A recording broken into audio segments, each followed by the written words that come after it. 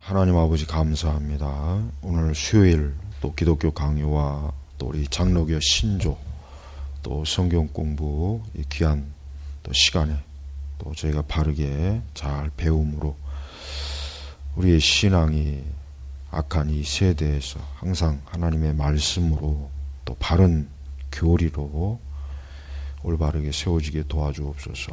오늘도 모든 걸 주님께 의지합니다. 우리를 도우시는 주 예수님의 이름으로 기도 올렸습니다. 아멘.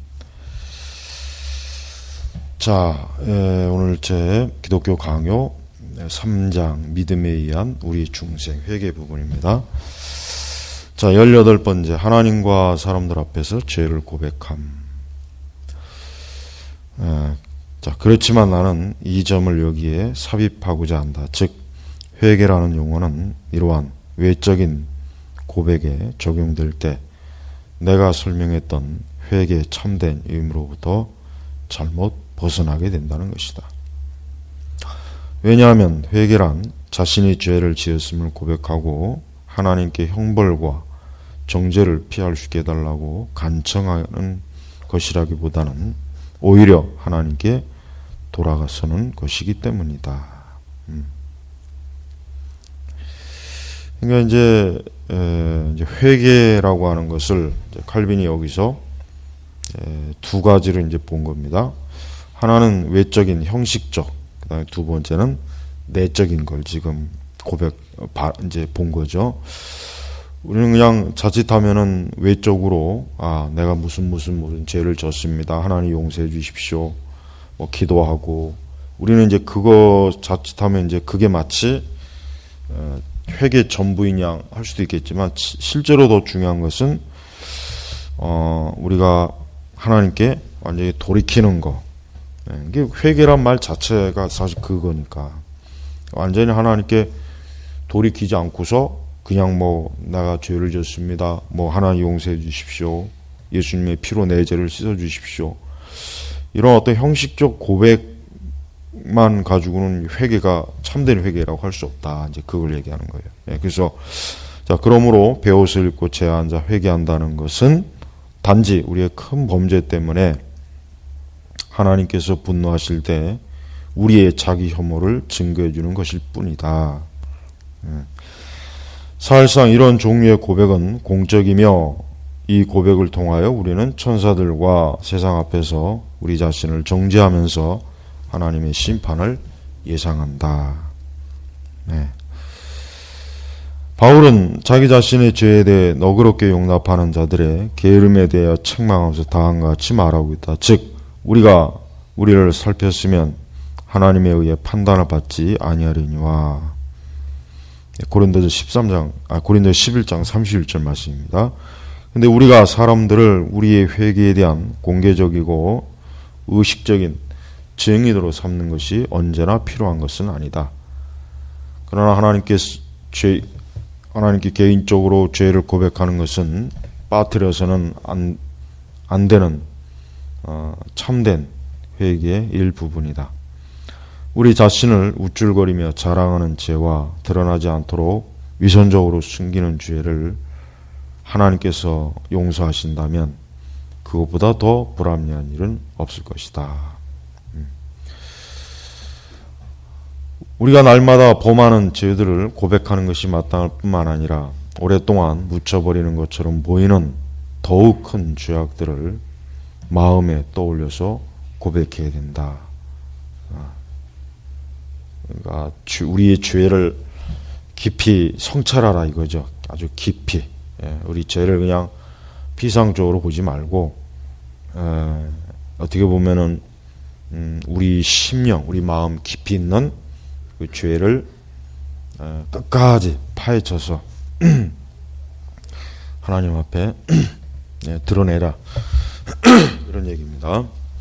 다윗은 그 자신의 신뢰를 통해 이것을 우리에게 가르쳐주고 있다. 그는 최근에 범죄한 것에 대해 몹시 부끄러워하면서 자신이 어머니 태속에 있었을 때까지 거슬러 올라가 자신의 죄를 살피고 있으며 그때에도 그 자신은 육신의 더러움으로 부패하였고 오염되었음을 인정하고 있다. 그러니까 우리 시편 그 다윗의 회개 시편 51편을 지금 나오는 내용입니다. 거기서 이제 다윗은 심지어는 자기가 이미 어머니의 태 속에 있을 때도 사실은 죄인이었다. 죄악으로 오염되었다.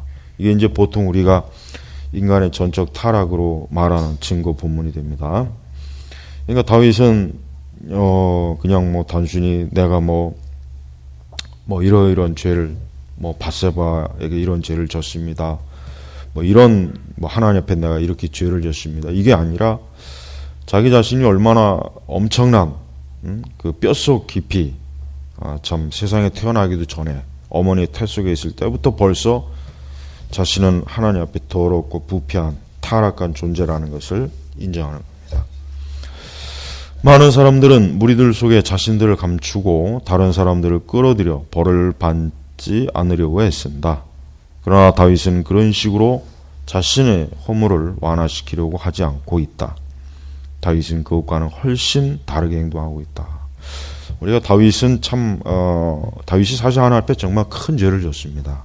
다윗의 죄가 결코 적은 죄가 아니죠. 다윗은 10계명의 모든 죄를 어떻게 보면 다 범한 거예요. 그렇지만 다윗이 특별히 다른 이유가 뭐냐면 다윗은 정말 하나님 앞에서 진심으로 회개했다는 거.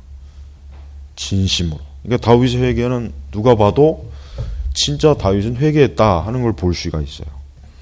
그러나 사실 지금 우리 시대 교회는 많은 교회를 다니는 사람들은 정말 회개했나 의심이 가지 않을 수 없는 그런 일들이 많죠. 얼마나 이 회개가 얼마나 중요한지 모르는 거고 자신의 죄를 여전히 피상적으로 보고 있는 겁니다. 다윗은 공개적으로 자신의 업무를 크게 확대시켜 고백하기를 자신의 유아 시절부터 부패하였으며 악행이 악행을 쌓는 일을 멈추지 않았다고 하였다. 역시 다른 구절에서 그는 자신의 과거 죄와 생활을 되돌아 살펴보면서 그의 젊은 시절의 죄에 대해 하나님의 자비하심을 간구하고 있다. 그러므로 만일 우리가 우리의 짐을 지고 탄식함으로써 우리 악행에 대해 통곡함으로써 하나님께 완화해 주시기를 간구한다면 그때 비로소 우리는 졸리는 상태에서 깨어나게 되었다는 것을 입증하게 될 것이다. 더욱이 우리는 끊임없이 행하도록 명령을 받고 있는 회개와 사람들을 죽음에서 깨어나게 하는 회개와는 다르다는 사실을 유의해야만 한다. 그러니까 이제 끊임없이 행하도록 명령을 받고 있는 회개. 그러니까 교회에서 회개하라. 그 다음에 사람들을 죽음에서 깨어나게 하는 회개. 이게 다르죠. 우선은 우리가 이제 우리 그리스도인들은 항상 회개하라는 말씀을 명심해야 됩니다. 그리고 늘 우리가 하나님 앞에 우리 죄를 회개해야 됩니다. 예수님께서 베드로의 발을 씻기셨을 때의 의미가 바로 그걸 얘기하는 거예요. 그러나 영적으로 죽은 사람한테 회개하라고 했을 때 의미는 뭐냐면 그가 하나님 앞에 죄인이라는 거, 그가 하나님과 원수라고 하는 거, 그가 죄로 인하여 타락한 악인이라는 걸 그걸 깨달으라는 얘기죠. 그겁니다. 이게 지금 그걸 얘기하는 거예요. 이 사람들은 수치스럽게 타락을 했거나 무절제한 악행을 저지르면서 죄 짓는 일에 뛰어들었거나 혹은 모정의 반역을 함으로써 하나님의 멍에를 내던져 버린 자들이다. 왜냐하면 종종 성경은 회개하라고 촉구할 때 그 회개를 죽음에서 생명으로 옮겨지고 부활하는 것을 의미하기 때문이다. 그렇죠. 이 회개는 사망과 죽음, 어쩌면 심판과 형벌에서 생명, 영생으로 옮겨지는 거예요. 그리고 부활. 그리고 백성이 회개했다고 말할 때 회개는 그들이 우상숭배와 그 밖에 다른 범죄로부터 돌아섰다는 걸 의미하고 있다. 그러니까 회개했다 했을 때 회개는 말 그대로 돌아섰다. 죄로부터 돌아선 거, 어디로, 죄로부터 돌아서 어디로 향합니까? 하나님께로 향합니다. 이러한 이유 때문에 바울은 더러움과 음란함과 호색함을 회개치 아니하는 고린도후서 12장 2절이에요.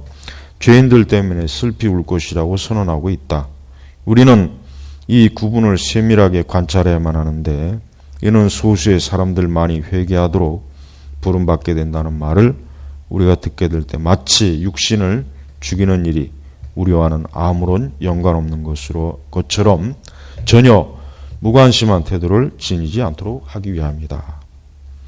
언제나 우리를 괴롭히는 저속한 욕망들과 우리 안에서 반복적으로 싹이 돋아나는 악행들은 우리로 하여금 육신을 죽이는 일에 대해 느슨하게 관심을 가지게 만들지는 않는다. 그러므로 특별한 회개는 마귀가 하나님을 두려워하는 것으로부터 비틀어 떼내어 치명적인 올가미에 얽어매는 자들에게만 요구되지만 그러한 특별한 회개는 일상적인 회개, 즉 본성의 부패 때문에 평생 동안 유의해야만 하는 회개를 피하지는 않는다. 자, 그러니까 우리가 이제 죄는 즉시 회개해야 되는 거예요. 죄는 즉시 회개해야 되고 또 우리의 회개는 일생 동안 평생 동안 유지되는 겁니다. 한 1년만 회개했다가 이제 더 이상 회개 안 하고 그것이 아니죠. 우리 성도들은 하나님께 부름받은 하나님께로부터 이제 영원한 천국으로 부름받는 그날까지 끊임없이 회개하고 또 어떤 특별한 죄에 대해서 있다면 그 죄에 대해서 깊이 각성하고 이런 것들이 우리 자신의 육적인 것들을 계속해서 죽이는 그런 일들을 하게 합니다. 그러니까 우리가 우리 스스로 완전주의에 빠지면 안 됩니다. 내가 정말 악한 생각도 안 하고 악한 욕망도 없고 악한 일도 물론 당연히 그래야 되고 그러한 열망이 있어야 되겠지만 그게 완전히 이 땅에서 우리가 해결될 수 있는 문제는 아니에요. 그래서 계속해서 지속적으로 회개하고 또 회개함으로 우리 본성의 부패를 인식하며 언제나 그리스도를 의지하는 것. 이게 참된 회개의 본질입니다. 그래서 오늘 우리가 이 18번째 하나님과 사람들 앞에서 죄를 고백함이라고 하는 것에 우리는 특별히 이 회개, 참된 회개의 본질이 무엇인가를 오늘 여기서 지금 칼빈이 잘 나타냈습니다. 특별히 우리 시대는 이 회개를 등한히 하죠. 회개 잘 안 하죠. 회개가 얼마나 중요한지 몰라요. 사실 예전에는 참 성도들의 회개해야 된다는 거 그리고 회개 신앙생활을 많이 참 잘했어요. 근데 지금은 그렇지 않습니다. 지금은 좀처럼 회개에 대한 메시지도 또 회개가 신자들 자체가 회개가 얼마나 중요한지도 잘 모르고 있는 거.